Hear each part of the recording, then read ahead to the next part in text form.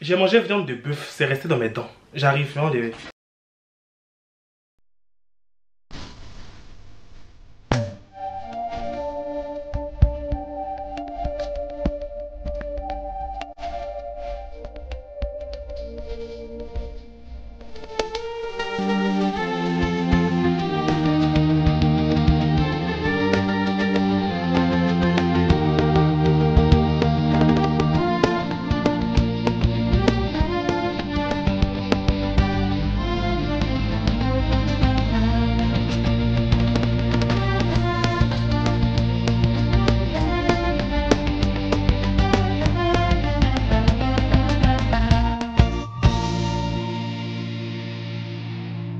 Bonsoir mesdames et messieurs et les non-binaires, j'espère que vous allez bien. On se retrouve ce soir pour une nouvelle histoire comme d'habitude. Bienvenue dans votre émission Congosa. Vous avez vu, j'ai mis générique, non? J'ai mis générique, ça veut dire que maintenant là on est dans un nouveau level en fait. On est dans un truc de waouh. En tout cas j'espère que vous allez bien, on se retrouve ce soir pour une nouvelle histoire. Et l'histoire d'aujourd'hui...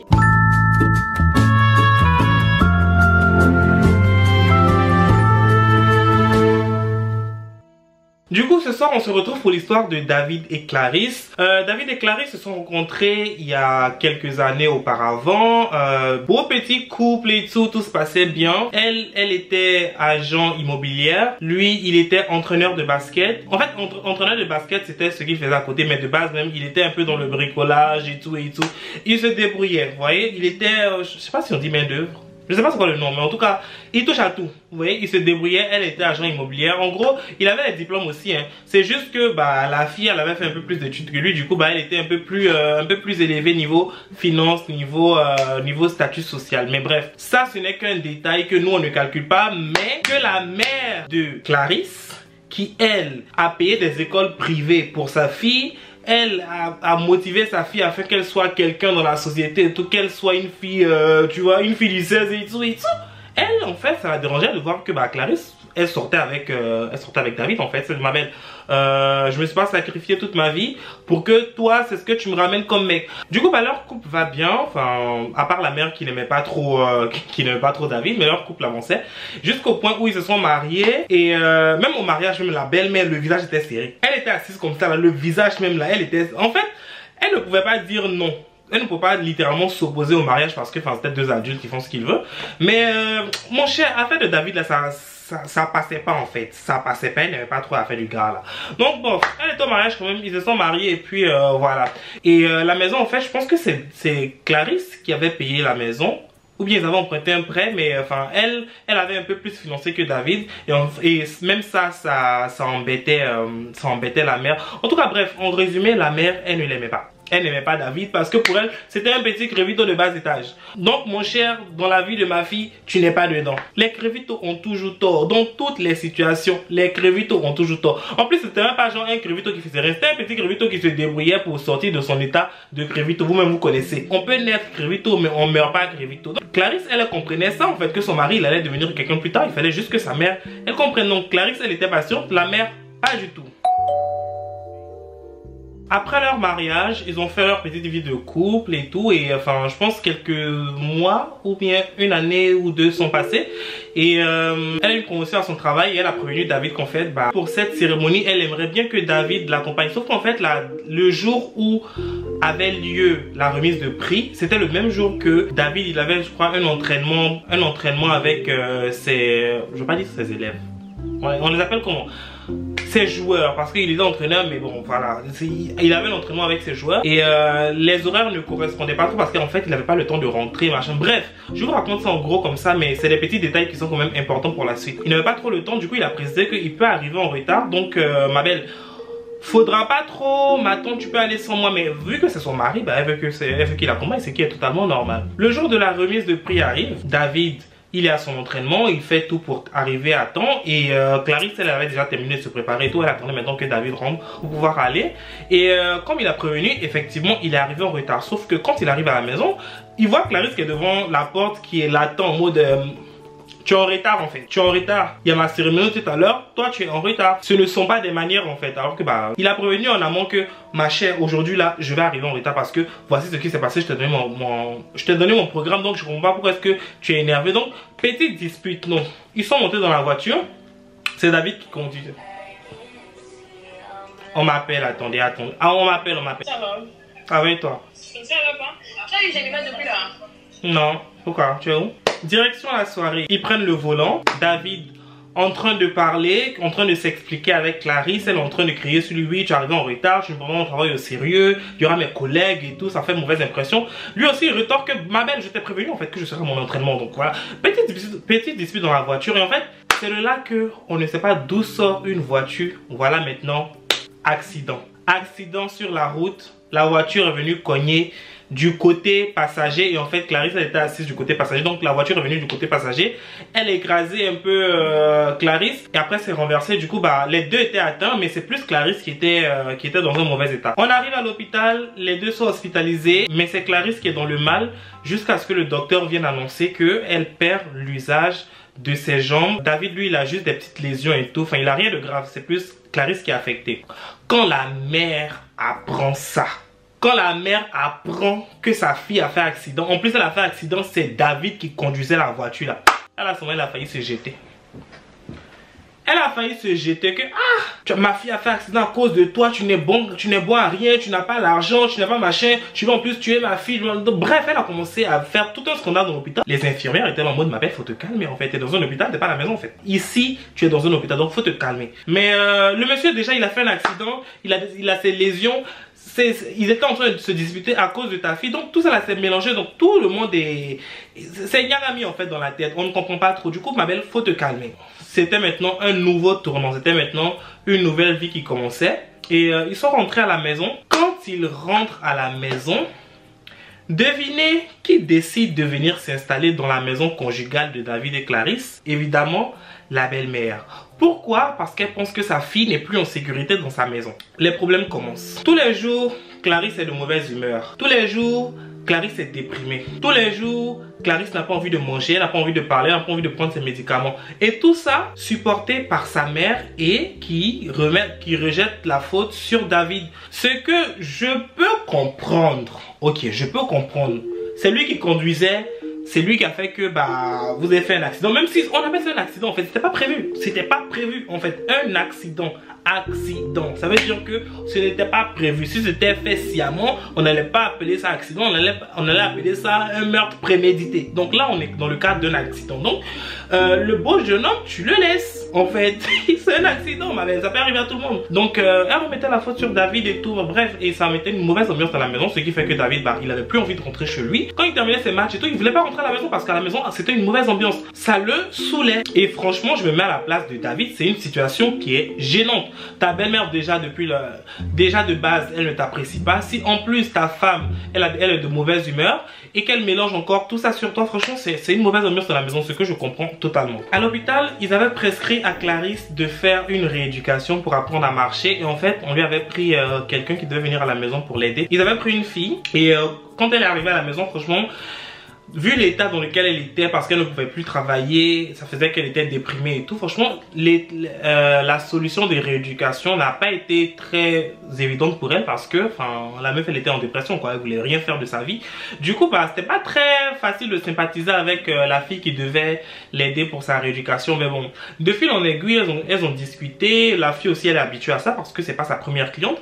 Du coup, bah, elle se dit, enfin, au bout d'un moment ça va aller en fait. Faut juste laisser du temps au temps et après on verra ce qui va se passer. Donc elles ont commencé à sympathiser, elles sont fait amies, tout a commencé à s'améliorer un peu. Elle faisait ses soins, tout se passait bien et tout. En fait, vu que la fille, elle était très souvent à la maison, elle était sympathique, elle était avenante, elle était sympa. Clarisse, elle, tous les jours énervée, tous les jours en dépression, tous les jours machin. Du coup, c'était deux phénomènes totalement différents. Et au milieu de ce phénomène, il y a qui? Il y a David. Vous-même, vous connaissez affaire de garçon.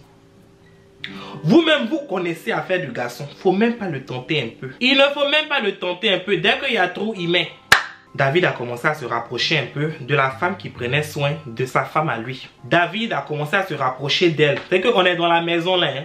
la femme qui vient aider ta femme, toi c'est elle seule que tu trouves à te rapprocher. Jusqu'à la femme aussi qui venait aider la femme de David, la femme qui venait aider Clarisse qui a fait l'accident là. La femme aussi, elle s'est rapprochée de David jusqu'en elle-même pour elle c'est pire, elle est tombée amoureuse. Parce que David en fait, lui peut-être qu'il cherchait juste une petite consolation parce qu'en fait il s'était séparé, bon pas qu'il s'était séparé mais il s'était un peu éloigné de sa femme. Du coup il cherchait juste de quoi se sentimentalement combler un peu le vide, tu vois. Il cherchait pas une relation trompi-trompa. Il voulait juste sur un peu de sensation humaine, un peu de chaleur. Mais elle, ses sentiments, elle voulait juste quand elle est tombée amoureuse de lui. En fait, je pense qu'un jour, il devait déposer quelque chose. Et en fait, il allait chez la femme et je pense qu'ils se sont embrassés. Quand ils se sont embrassés, lui-même, il a dit stop. Il a vu le truc venir. Il a vu la trahison venir et tout. Il a dit stop. Voilà, faut se calmer un peu. Elle a commencé à être un peu plus avenante. C'est-à-dire que quand elle venait maintenant à la maison, sa seule mission n'était pas d'aider Clarisse à marcher. Sa mission aussi, c'était que elle puisse se rapprocher un peu plus de David. Du coup, maintenant, c'était les appels de phare, c'était les petits messages et tout et tout. Clarisse, elle a remarqué que son mari, maintenant, il devenait un peu distant. Elle a remarqué que son mari... il n'était plus trop ça. Du coup, elle a commencé à fouiller. Et c'est à la fouille, à la fin de cette fouille, qu'elle a remarqué qu'en fait, il échangeait avec la dame qu'il est. On appelle ça comment même? Thérapeute? C'est qu'il est dame. Je sais pas c'est quoi le nom. Les trucs qu'on masse les os là. Attendez d'abord. Kinésithérapeute, c'est ça le nom. La kinésiste. On dit la kinésiste. Eh, pardonnez-vous là, je vais dire la kinésiste. Si c'est pas ce qu'on dit, je suis désolé, mais moi je vais dire ça. Son nom apparaît trop dans le téléphone de David. Du coup, elle essaie un peu de faire le rapprochement, un peu de jalousie, un peu d'enquête, dans ça là. En fait, elle n'a pas la confirmation, mais elle se dit qu'il y a quelque chose qui se passe. Mais du coup, elle essaie de se mettre un peu en évidence pour se dire, ça fait longtemps que lui et moi, on fait rien. Ça fait longtemps que je suis énervé, du coup on n'est pas proche. En plus on est à la maison là, souvent il rentre tard. C'est comme ça qu'elle commence à spéculer. Jusqu'en... un jour elle se lève comme ça, elle débarque sur David pour lui dire oui, je sais que tu couches avec la fille là, je sais qu'il se passe ceci, cela, machin. Et puis lui aussi dans l'énervement, il lui dit des mots qui sont très blessants. Et de là, Clarisse dit d'accord. Déjà la maison là, c'est mon nom qui est dessus. L'argent tu n'as pas. J'étais avec toi en espérant que tu ailles mieux, mais depuis là même, ça va pas. Accident aussi, tu m'as fait accident. Donc, frère, tu es négatif. Prends tes affaires, quitte chez moi. Elle a balancé toutes les affaires de David là. Elle dit, toi, prends tes affaires, quitte chez moi. Alors que ma belle, ça c'est pas la solution. Tu apprends que ton gars te trompe, tu le chasses de la maison. C'est là même là qu'il va maintenant aller bien te tromper. Toi aussi. Toi aussi, tu viens d'arriver ou bien c'est quoi? Tu viens d'arriver aux réunions? C'est maintenant que tu as eu ton badge? Qu'est-ce qui se passe? C'est ton mari et c'est pas ton gars.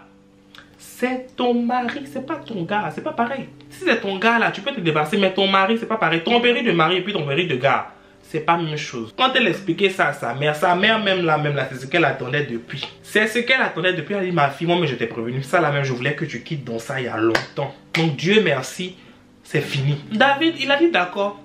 Alors que lui-même, il sait que de base, il n'a rien fait avec la fille. Ils se sont juste embrassés. Mais bon, je sais que embrasser aussi, c'est trompé parce que tu as juré fidélité à ta femme. Mais il aurait pu faire pire. Mais il s'est arrêté à embrasser. Du coup, pour lui, il n'a pas fait quelque chose de trop grave. Du coup, bah, il s'est dit d'accord, il va rester dans son coin. Quand ça va aller mieux, peut-être qu'elle va venir lui parler. Mais il faut savoir que Clarisse aussi, elle est guindée.